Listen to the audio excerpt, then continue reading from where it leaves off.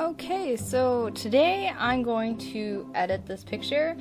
I took it last year for my daughter's 5-year-old pictures. So I have no idea what direction I'm going to go, but here's what this ends up looking like. And the first thing I do to any picture is I am checking to make sure the lighting is good, because bad lighting will ruin any picture and you cannot fix it in Photoshop. And then I'm going to brighten it a little bit. And to brighten it, you can drag the exposure up here, or you can go down here and change the exposure. And I like to round it. So, and I'm going to maybe bring up some of the shadows. Yeah, like that. A lot of my editing is done just by like seeing what I like and what I don't like. So I'll slide it around, and I might bring my highlights down and my whites down just a little bit, and then I can bring my exposure up just a little and bring out more details. Not saying my way is the right way, but this is why I do it this way. And some pictures too I like with lower contrast, and some I like with higher contrast. And lately I've been doing actually lower contrast. Don't know why, just but what I've been doing. And then I always, for some reason, like to decrease my saturation and increase my vibrance. Just my preference. Just kind of what I do. So yeah, it's already made a big difference. Tone curve. Another way to brighten it is with the tone curve. So yeah, apparently on here I forgot that you cannot just drag that like I thought. Oh, yes you can. But I might bring this up just a tad and then bring my shadows just a little. And then this is also where you could give it a matte finish. Which I might choose a little tiny baby subtle one. It's also where you add a little bit of contrast back in. Sharpening, I don't normally do, but I mean, if it's a little bit sharp. Another thing that you can do here, and see mine, I missed that focus. Ooh, I was focused on her mouth, but yeah, it really doesn't, I don't like that, so I just kind of leave it there. But what you can do is increase the luminance, and it kind of gives it like a painting vibe that I was obsessed with for the last like 3 years. So, but I really like it. I like doing that, but I maybe not like all the way at 100%. But I like adding just a little bit so that it kind of smooths the skin out. It looks good, in my opinion. Yeah, and then this is another one that I like to do to kind of make the skin a little bit, I want to say like creamy, milky, brighter, and like you can kind of see what that does. And then another nice thing is here you can change, like, say, if there was a cast on her face from the green grass, then you could kind of remove that here. Be careful doing that with the saturation. Instead, what I like to do is move it to where the greens are more yellow, and then if there's a cast on her, you could just change that color to be more like a natural skin color. I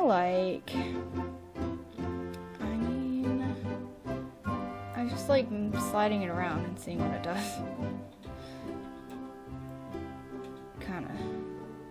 Oops, I grabbed the wrong one. I did not mean to grab that. But yeah, I really like changing these to a different hue, and I like to mess with the saturation. I really like bringing it down a little bit. So yeah, adding that, and then this is my favorite way of color grading the initial image. I always put that to 50, and then I put this between like 5 and 15. I'm gonna go on the lighter end because I plan on color grading it in a different way. I did not mean to do that. And then just to show you what this looks like, it is, you know what, I'm gonna make these a little bit stronger so you can see what they do. So this controls the hue of the highlights, and then this controls the hue of the shadows, and it's really cool to just mess with it and see the different colors that you can give. It's pretty powerful. I feel like I just talk all the time. Alright, so, and then of course, I shot with a 50mm, so it does give some lens distortion, and this fixes that beautifully. So I always do that, and then you can do, you know, vignetting and green and that kind of stuff, and I don't do all that here. So, ready to edit.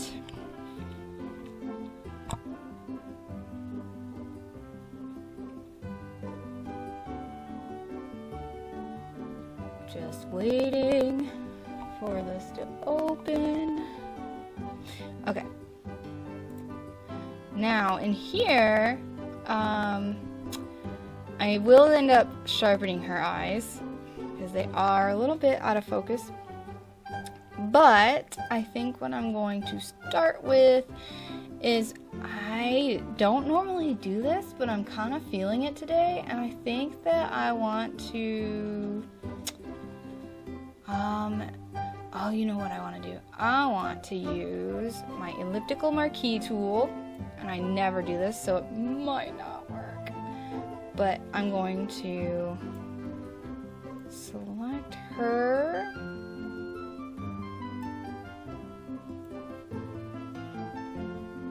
And then we're gonna go select and mask. And it's gonna go, I want it to feather. Feather, feather, feather. Like really feathered. And then I might shift that edge out just a little. Yeah, I mean, I don't know. But I really want it really feathered. That's perfect. Okay. And then I'm going to invert it so I can really see where this selection is.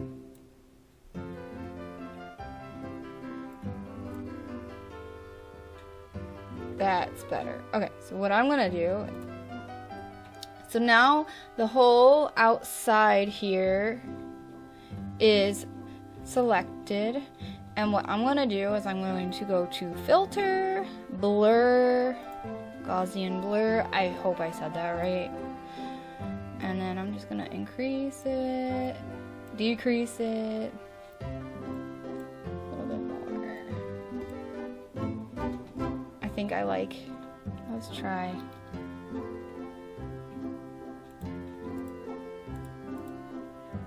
Let's go a little more.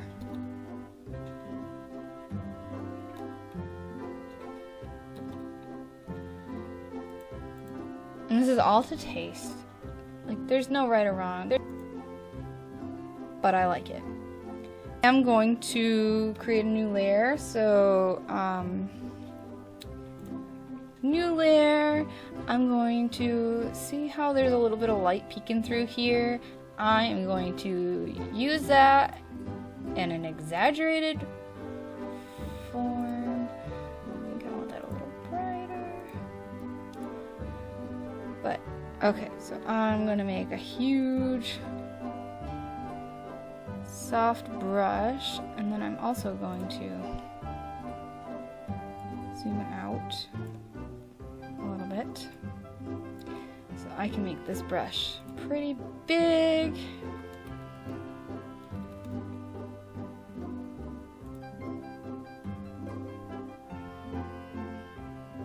And then you can kind of see, and I'm going to make it bigger.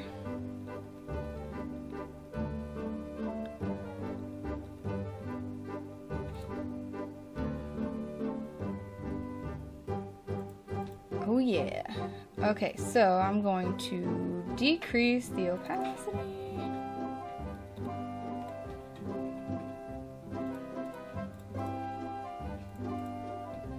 Okay. I'm going to flatten, and then I'm going to create a duplicate layer, and I'm going to go to multiply, and I'm going to hold on, Alt, and I'm going to create a mask that's inverted. So I'm going to add that back in, but I gotta make the brush a little bit smaller, not too much. And I'm gonna kind of make my own vignette here.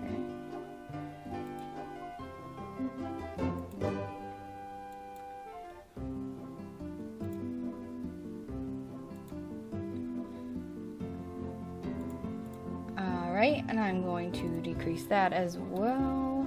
Don't ask me where I get these numbers from. I just have my favorite numbers that I use, and that's what I stick to. Okay, so I got that. And then my other favorite way of color grading is to create a gradient map, and using the photographic ones are my favorite. So this was back in September, so maybe I might use a little bit of like fall, but normally I'd use strictly like the photographic ones, but I might actually go up here and use like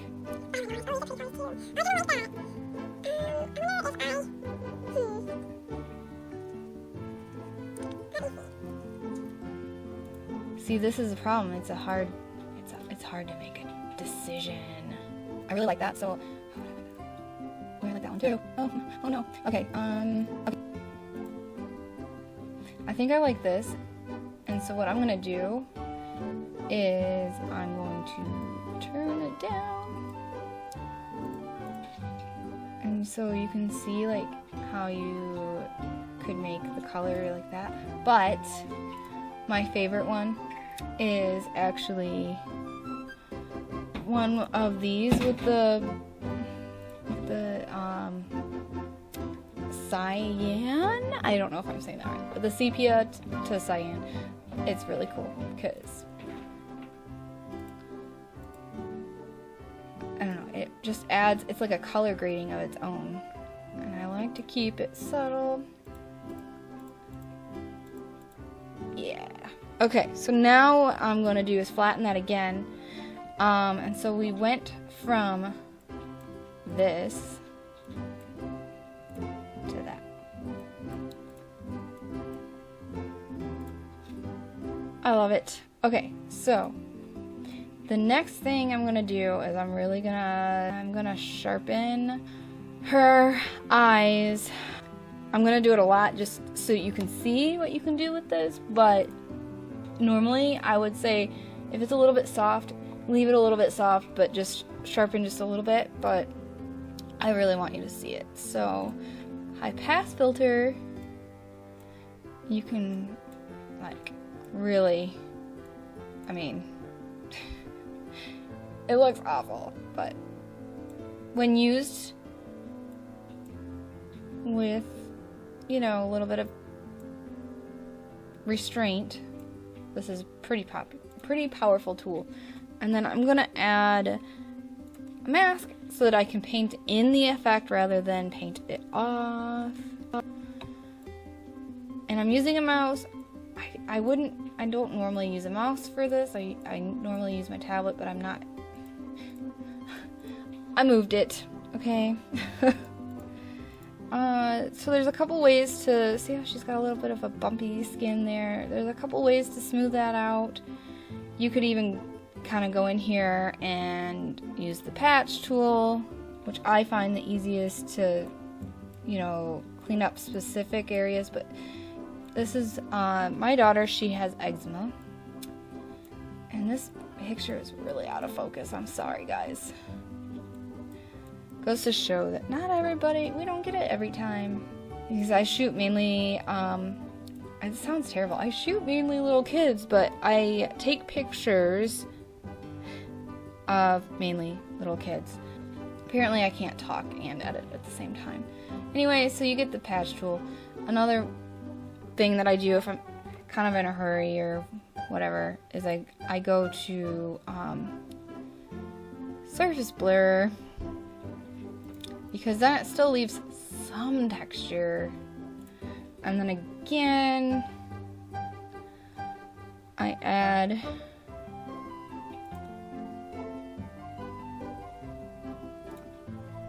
a layer mask and kind of just paint it back, and you get the gist. You could even blur it out more. Whatever. So the before and the after. Yeah. You could probably do more, but I mean, honestly, I like it. I like it as is. It's not perfect. I don't want everybody to feel like they have to be perfect. So, here it is. Anyway, if you have any suggestions for future videos, please leave it in the comments below. Be sure to subscribe, hit that bell for notifications when I post a new video. Also, if you have equipment that you wanted to maybe have me try out before you buy it, let me know, and I will see about maybe reviewing it for you. Thanks, bye!